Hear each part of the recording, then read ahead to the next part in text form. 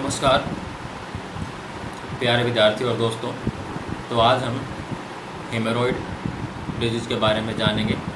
ठीक है जी, जिसको हम पाइल्स भी बोलते हैं। अगर हम हिंदी पे बात करें इसको हम क्या बोलते हैं, बवासीर बोलते हैं। ठीक है जी। तो आज हम क्या है, हेमोरॉइड्स या पाइल्स या बवासीर, इस डिसऑर्डर, इस डिजीज़ के बारे में हम जानेंगे कि हेमोरॉइड्स होता क्या है, कितने टाइप का होता है।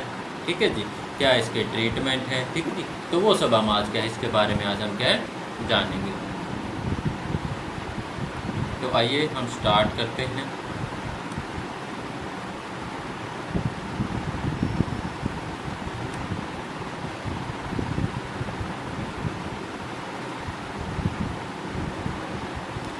तो सबसे पहले हम बात करते हैं what are haemorrhoids and piles. ठीक है जी, हेमोरॉइड्स होता क्या है। ठीक है जी, तो हेमोरॉइड्स या piles are swollen and inflame veins around the anus और इन द लोअर रेक्टम्स। ठीक है, जो हमारा लोअर रेक्टम पार्ट है, जहाँ जो हमारा एनस पार्ट है, जहाँ से हमारा जो वेस्ट मटेरियल जो पास आउट होता है, तो उस जगह पर हमारे जो वेन्स हैं, उन वेन्स के अंदर क्या है, इन्फ्लामेशन आ जाना, स्वेलो आ जाना, तो वो क्या है, हमारा क्या है, हेमोरॉइड्स होता है, बवासीर जो हम कहते हैं। ठीक है जी। The rectum is the last part of the large intestine leading to the anus. ठीक है जी, तो रेक्टम कौन सा, जो हमारा लास्ट पार्ट होता है लार्ज इंटेस्टाइन का। ठीक है जी। The anus is the opening and the end of digestive tract where bowel content leave the body. ठीक है जी, तो रेक्टम का जो है हमारा जो लास्ट पार्ट की अगर हम बात करें, वो हमारा एनस होता है, जिससे कि क्या हमारा जो भी बोल्स कंटेंट है, जो वेस्ट कंटेंट है, वो क्या लीव करता है, जो आउट करता है। ठीक है जी, समझ में आ गया। हेमोरॉइड्स क्या है, हेमोरॉइड्स और पाइल वो है जो कि हमारे जो लोअर रेक्टम जो पार्ट है, वहाँ पर जो वेन्स है, उनके अंदर इन्फ्लामेशन आ जाता है। तो उसकी वजह से क्या हमें जो ये प्रॉब्लम क्या हमें होती है, उन इन्फ्लामेशन से उसमें क्या जो ब्लीडिंग वगैरह होना, उसमें ब्लड का डिपोजिशन होना, तो उसको हम क्या बोलते हैं, हेमोरॉइड्स बोलते हैं। टाइप की अगर हम बात करें तो दो टाइप के हेमोरॉइड्स होते हैं। एक होता है एक्सटर्नल हेमोरॉइड्स, एक्सटर्नल हेमोरॉइड्स या एक्सटर्नल पाइल्स, जो कि क्या है, रेक्टम से, एनस से जो हमें बाहर हमें जो दिखता है, एक्सटर्नली जो हमें दिख सके।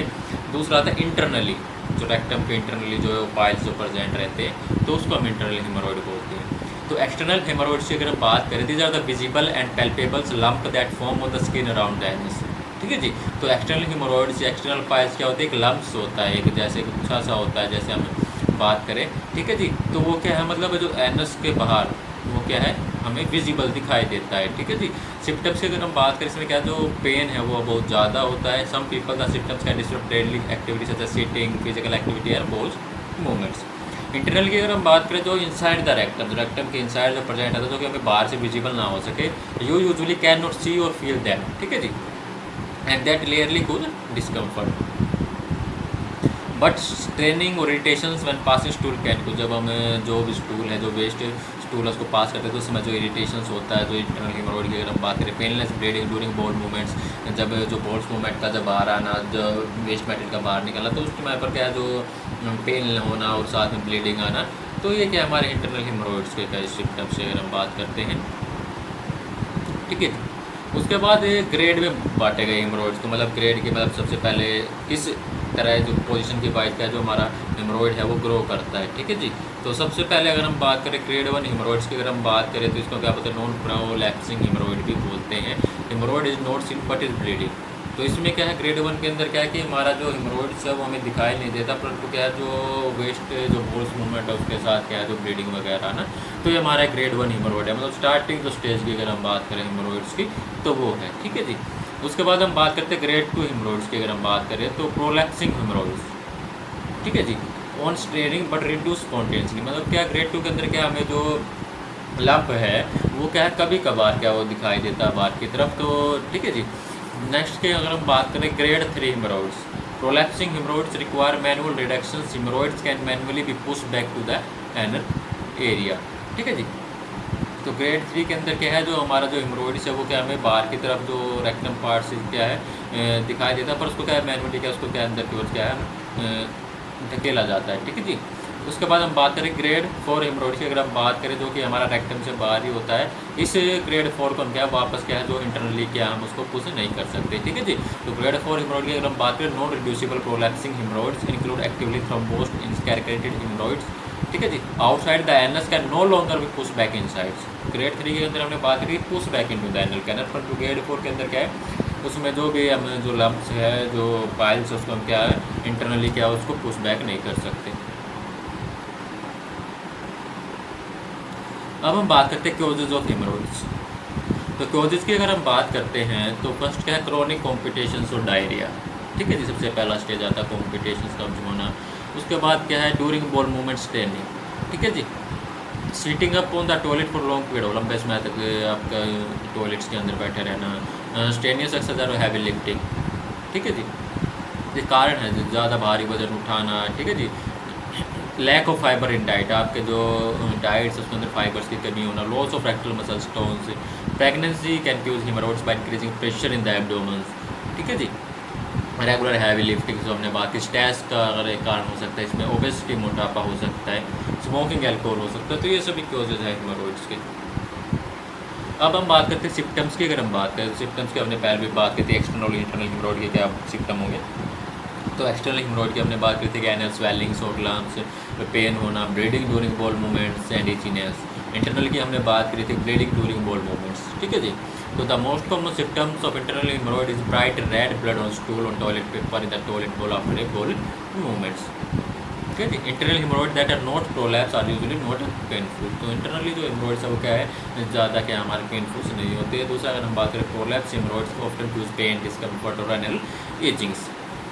ब्लड के क्लॉट में form in the external haemorrhoid, blood clot in vein is called thrombosis, ठीक है जी। तो कई बार क्या होता है जो एक्सटर्नल हेमरोइड की अगर हम बात करें तो उसके अंदर का जो ब्लड क्लॉट का एक वेन्स के अंदर ब्लड क्लॉट फॉर्मेशन हो जाना, तो जो थ्रोम्बोसिस इसको हम बोलते हैं, तो उसको हम क्या बोलते हैं थ्रोम्बोसिस एक्सटर्नल हेमरोइड क्या है बोलते हैं, ठीक है, जिसमें पेनफुल स्वेलिंग हो जाता है, एक हार्ड लंप बन जाता है, उसके अंदर गांठ बन जाती है, ठीक है जी। तो ये क्या हमारे सिम्टम्स हैं हेमरोइड के।